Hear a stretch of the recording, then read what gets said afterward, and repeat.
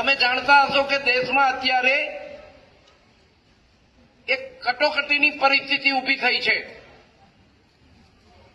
એક બહુ મોટો વર્ગ, બહુ મોટો રાષ્ટ્ર વિરોધી તત્વોનું દળ ઊભું થયું છે કે જે આ દેશને એન તેન પ્રકારે તોડવા માટે મથી રહ્યું છે। દેશ વિરોધી લોકો છે, જુદા જુદા નામથી, કોકરોચ પાર્ટી, કાગીડા પાર્ટી, આવી બધી પાર્ટીઓના નામથી વિદેશી ફંડિંગના આધારે આ દેશને નબળો પાડવા માટે પ્રયત્ન કરી રહ્યો છે। જંતર મંતર દિલ્હી ખાતે બહુ મોટું આંદોલન ચાલી રહ્યું છે।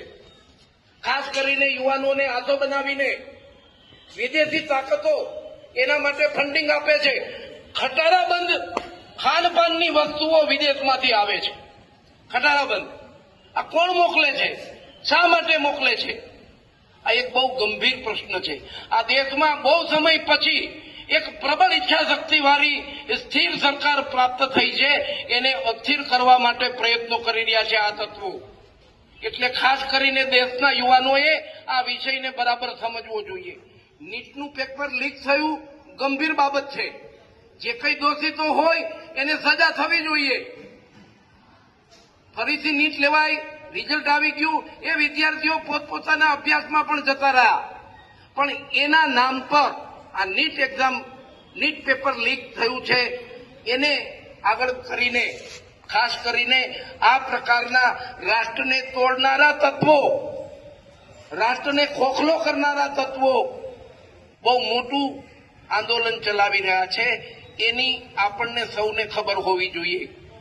જે સ્થિતિ બાંગ્લાદેશની થઈ છે, જે સ્થિતિ નેપાળની થઈ છે, એ સ્થિતિ ભારતની કરવા માટે પ્રયત્નો આ લોકો કરી રહ્યા છે।